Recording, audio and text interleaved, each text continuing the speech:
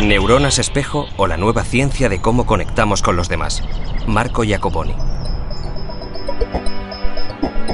Desde cómo aprendemos a hablar, a escribir o a conducir, hasta por qué se revuelve nuestro interior cuando vemos el sufrimiento de otra persona, siempre están detrás las neuronas espejo, uno de los grandes descubrimientos de las últimas 2 décadas. Podríamos llegar a considerar a estas células cerebrales como la red invisible que une a todos los seres humanos entre ellos y con sus predecesores, al permitir la conexión entre las mentes y la transmisión de conocimiento y cultura mediante el aprendizaje.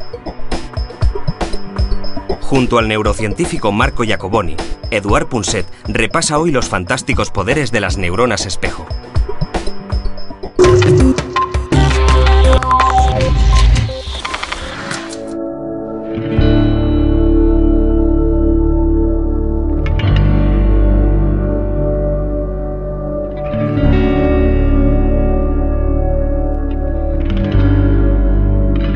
Siempre pensé que hace unos 50.000 años, más o menos, hubo alguien que supo intuir lo que estaba cavilando el cerebro del que tenía enfrente. Y esto, solo esto, le dio una ventaja comparativa, vamos, insalvable para los demás. Y han tenido que pasar 50.000 años para saber por qué mecanismos y cómo podemos intuir lo que el otro está pensando, lo que el otro está o va a hacer y lo que el otro está sintiendo. Y esto es gracias a las neuronas espejo, sobre lo que versa este programa de redes.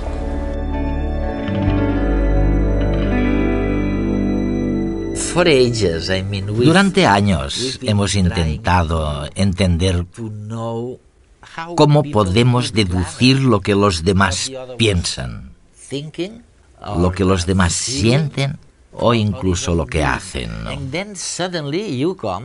Y de repente los expertos como tú sugerís que es porque cuando sientes, escuchas o ves algo, hay un tipo de neurona llamada neurona espejo que se activa, de acuerdo a lo que decís vosotros, y que participa en todo esto. ¿Hay alguna manera de explicar lo que ocurre a nuestros telespectadores? ¿Cómo inferimos lo que están pensando los demás gracias a las neuronas espejo? Hay que decir que, aunque el descubrimiento de las neuronas espejo sea reciente, si nos remontamos varios siglos atrás, veremos que durante mucho tiempo se ha querido descubrir cómo podemos entender la mente de los demás, y durante siglos varios pensadores y escritores han escrito sobre el tema. Cuando los leo pienso que es como si supieran lo que eran las neuronas espejo, o cuanto menos lo intuyeran. Hay una cita de Hume que dice que las mentes de los hombres son espejos unas de otras. Así pues, se puede llegar a este descubrimiento incluso mediante una buena comprensión de la psicología de la gente. Pero el descubrimiento en sí es realmente extraordinario porque le dio un vuelco a la manera de concebir el cerebro. Se sabía que el cerebro se divide en varios compartimentos. Uno para el control motor, otro para la visión, otro para escuchar las cosas, otro para pensar en ellas. Pero resulta que la misma neurona, el descubrimiento se hizo en el cerebro del mono, la misma neurona que se activa cuando el mono agarra una cosa, se activa también cuando el mono está quieto y ve que alguien agarra algo. Sin que haya movimiento. Ninguno. El mono no se mueve, pero la neurona se activa. Se activa. Y por eso las llamamos neuronas espejo. Porque es como si el mono que ve a otro haciendo algo estuviera contemplando su propia acción reflejada en un espejo. Así pues, realmente nos volvemos espejos de los demás mediante este mecanismo especular tan sencillo. ¿Y por qué es importante? Porque tras cada acción que hacemos, cuando yo agarro el libro o tú el bolígrafo, existe una intención subyacente, un estado mental tras esa acción. Sí. Así que mediante este espejo de las acciones de los demás, podemos acceder a su mente, al estado mental que los condujo a actuar.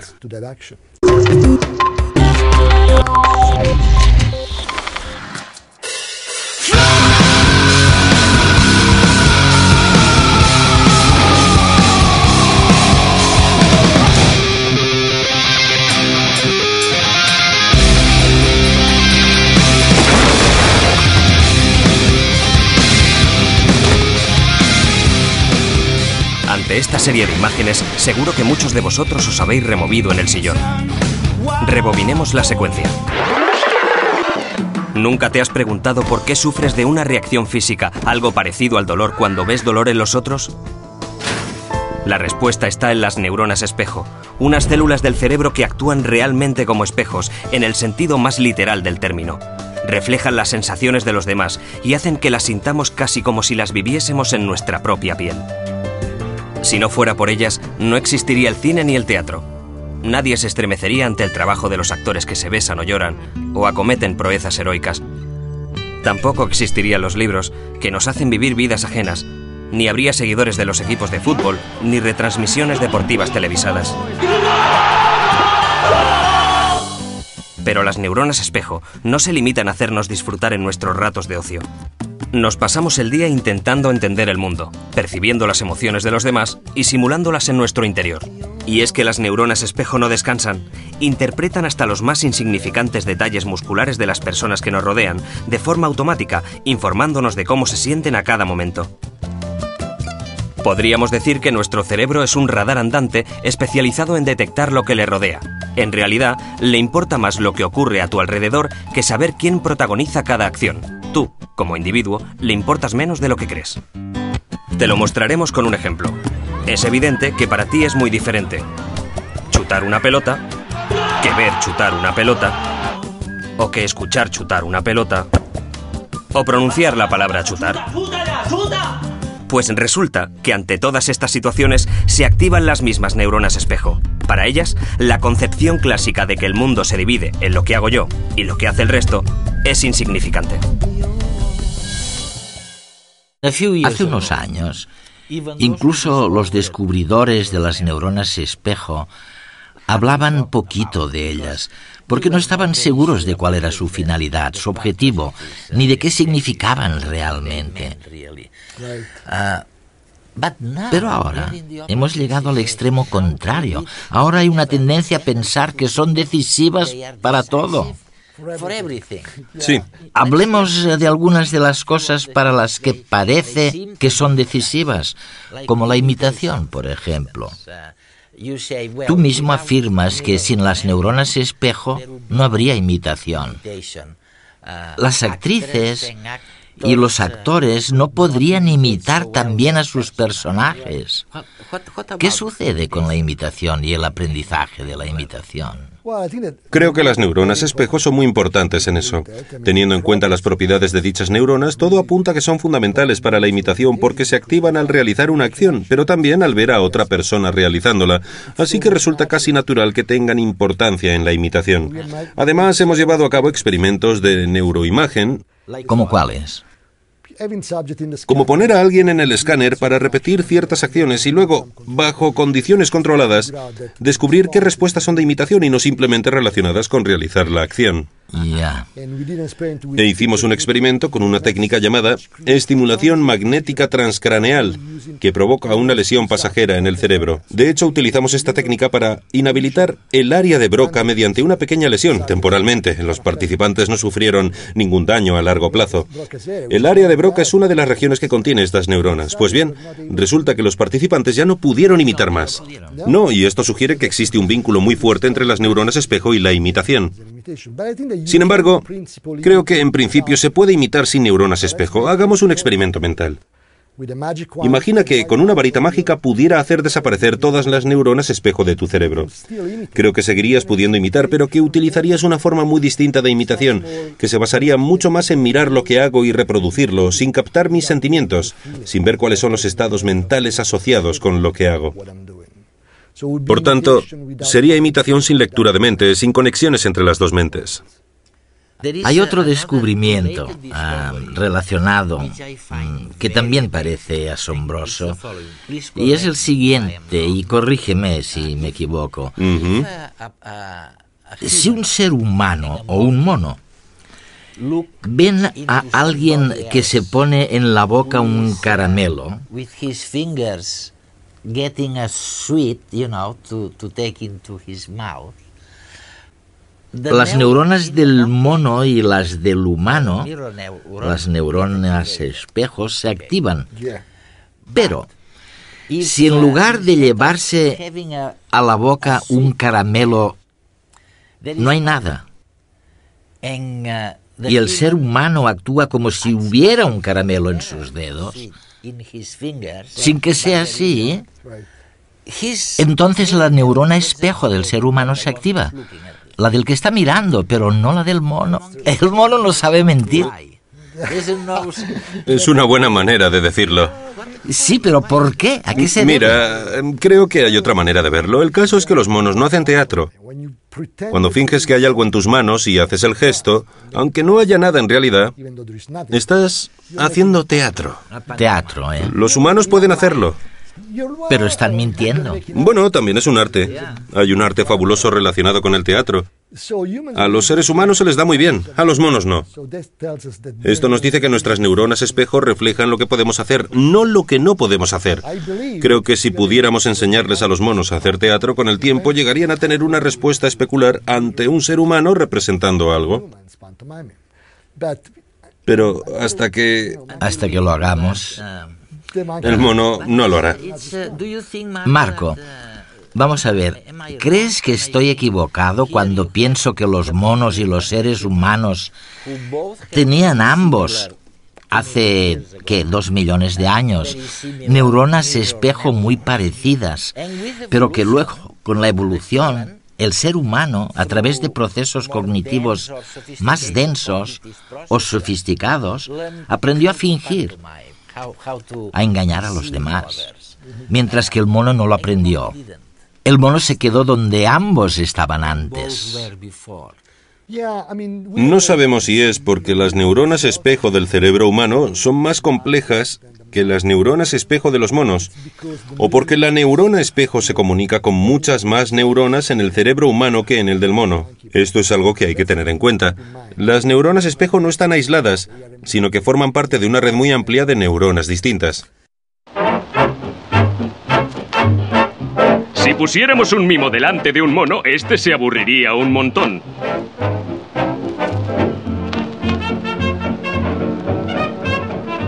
Sin los objetos reales, sus neuronas espejo no se activarían. El mono no entendería las acciones del actor. Y es que los monos no pueden imaginar aquello que no ven.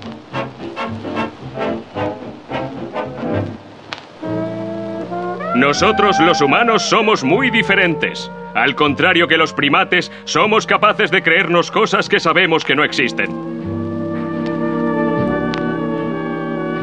De hecho, nos encanta hacerlo. Gracias a nuestra extraordinaria imaginación podemos comprender los estados mentales de los demás, simulándolos en nuestro cerebro y sintiendo lo mismo. Esto es lo que llamamos imitación y es la base de las relaciones humanas. La imitación nos permite ser empáticos y entender a los otros. Es nuestra manera de conocer el mundo que nos rodea. Por tanto, podemos concluir que la imitación es una sofisticada forma de inteligencia.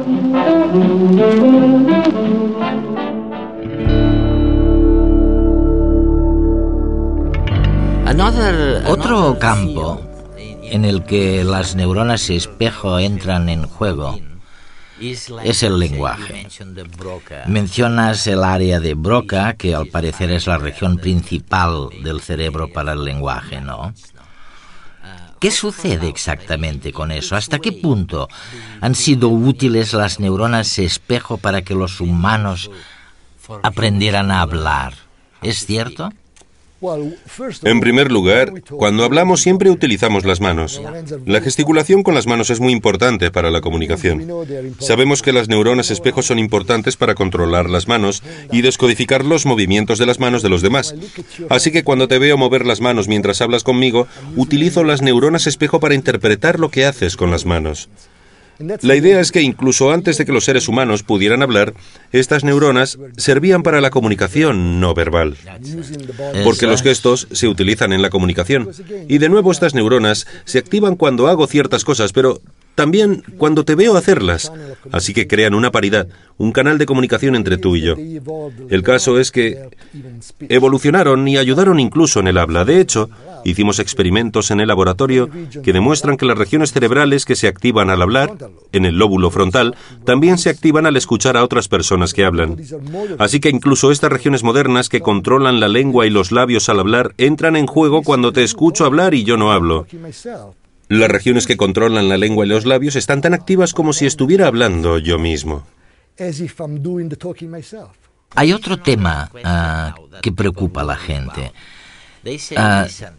Si las cosas son como tú sugieres y si todo es cierto, y todo es tan automático como dices, porque incluso si no media movimiento, incluso si hago un gesto con la mano, en uno y otro caso existe una neurona espejo en tu cerebro que te dice lo que estoy pensando. ¿Qué pasa con el libre albedrío? ¿Hay algo que quede del libre albedrío, de lo que llaman libre albedrío? Bueno, es una pregunta estupenda. En cierto modo, este y otros descubrimientos de la neurociencia sugieren que nuestra noción del libre albedrío es un poco demasiado optimista. No tenemos tanto libre albedrío como nos pensábamos. No obstante, sigo pensando que un poco sí tenemos, porque me parece que tenemos mecanismos de control en el cerebro. Por ejemplo, ¿por qué no te imito todo el rato? Puedo evitarlo, puedo controlarlo, así que, aunque creo que hay influencia sobre la conducta humana, y aunque sabemos, por ejemplo, que la violencia en los medios de comunicación realmente está provocando conducta imitativa, y aunque me parece que las neuronas espejo participan en eso, al final se puede controlar. Así que hay esperanza para el libre albedrío. No somos robots que únicamente pueden hacer lo que ven. Hay cierto grado de control. Pese a todo, en último término, todo esto significa que el libre albedrío no es completo. Lo que vemos y experimentamos determina la manera en la que nos comportamos.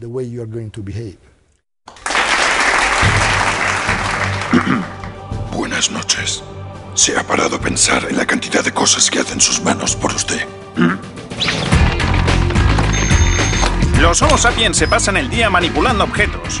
Son miles de actos diarios que nosotros las manos ejecutamos con milimétrica precisión.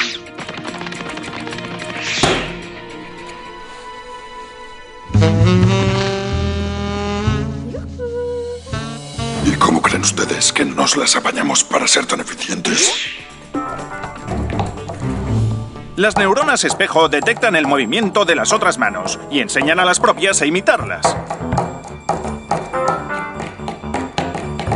Desde que nacen, se dedican a perfeccionar este arte. Sin embargo, en realidad no se trata solo de repetir movimientos. No, es algo mucho más profundo, más sofisticado. Considere estas tres escenas. Imagine que usted observa a uno de los nuestros, una mano, quiero decir, tomando una taza de una mesa. Sus neuronas espejo se activarán un poco porque detectarán el grácil movimiento. Pero si observa el mismo acto con una mesa desordenada y llena de migas, asumirán que el propietario de la mano está recogiendo después de una merienda.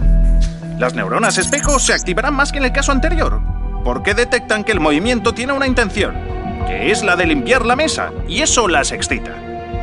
Ahora imagine que la misma escena se repite pero con la mesa ordenada y lista para el festín. En este caso, las neuronas espejo creerán que la mano tiene la intención de tomar la taza para beber de ella. Y por tanto, se activarán al máximo, porque beber, para nuestro cerebro, es una intención mucho más fundamental que limpiar. Es decir, que las neuronas espejo identifican, además de los movimientos, las intenciones que hay detrás. Esto tiene consecuencias sorprendentes.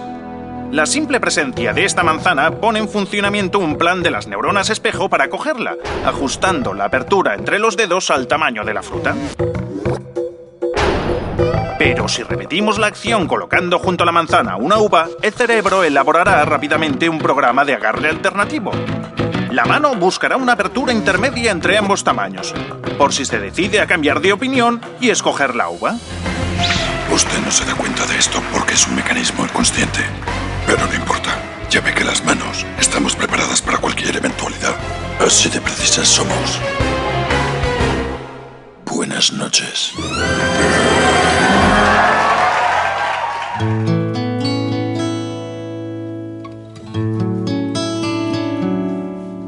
Yo entiendo que ustedes vean la relación entre, digamos, un estímulo exterior. Bueno, yo estoy moviendo estos dedos con la pluma, ¿no?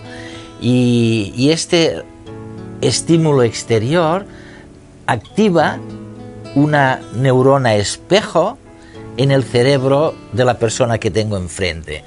Okay, I do understand. De acuerdo, pero es que luego viene algo mucho más complicado.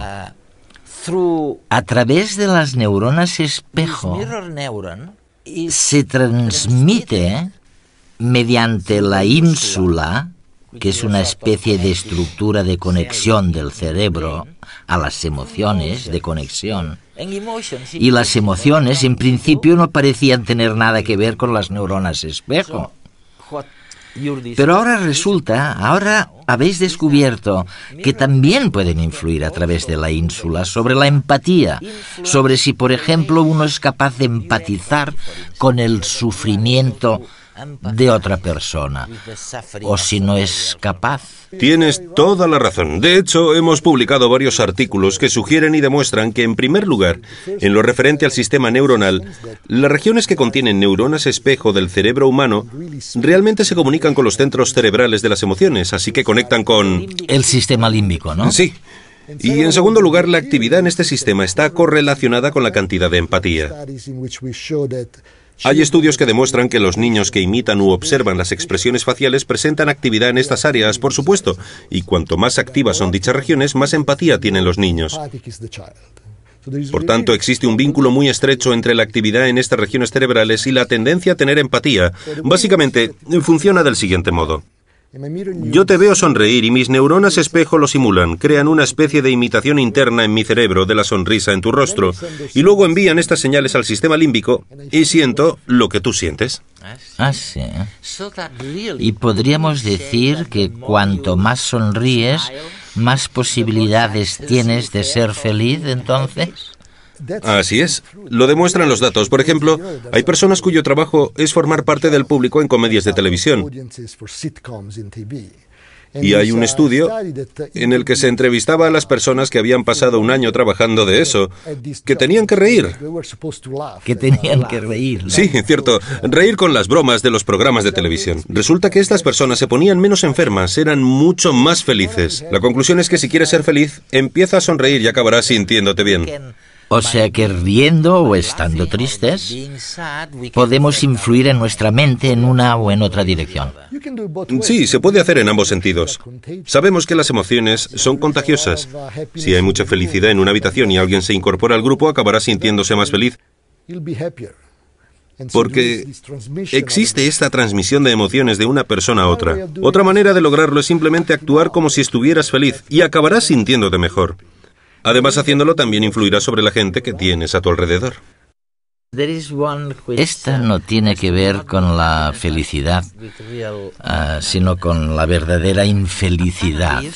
Al parecer, según afirmas en tu libro, Las neuronas espejo, este tipo de neuronas también pueden decirnos algo sobre el autismo. Este trastorno mental que hace que algunas personas se vuelvan autistas, incapacitadas. Me parece muy difícil ver la relación entre una y otra cosa. Sí, teníamos la hipótesis desde el principio. Pensábamos que estas neuronas eran muy importantes para las interacciones sociales. Yo te miro y al ver tu lenguaje corporal, tus expresiones faciales y demás, accedo a tu mente, de modo que nuestra interacción resulta muy fácil de un modo natural. Pero ¿qué pasa con las personas a las que no les gusta interactuar con los demás? que se sienten muy incómodas en las interacciones sociales. Nuestra hipótesis es que tal vez estas personas tienen problemas para activar estas neuronas. Si yo tuviera problemas con la activación de las neuronas espejo, no podría leer tu mente. Y por tanto la interacción me resultaría incómoda porque no sabría lo que te pasa por la cabeza, no sabría si quieres pegarme. Hicimos estudios de neuroimagen que demostraron que, de hecho, hay actividad reducida en las neuronas espejo de los pacientes con autismo. La buena noticia es que podemos intentar utilizar este descubrimiento como una forma de intervención. Ya se están utilizando tratamientos basados en la imitación con la idea de volver a entrenar las neuronas espejo de los pacientes con autismo para que funcionen mejor. Me parece que estamos al principio de la ciencia de las neuronas espejo y que todavía hay muchas cosas por descubrir. Es una gran oportunidad para el futuro. Sí.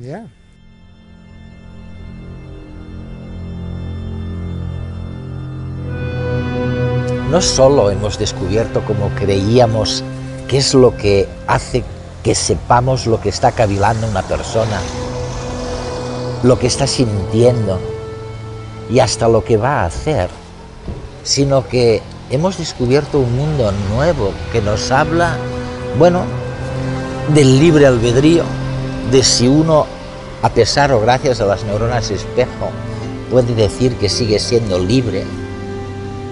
Nos hemos dado cuenta de lo que es, en mayor medida que antes, la conciencia y hasta estamos barruntando maneras de curar enfermedades mentales como el autismo.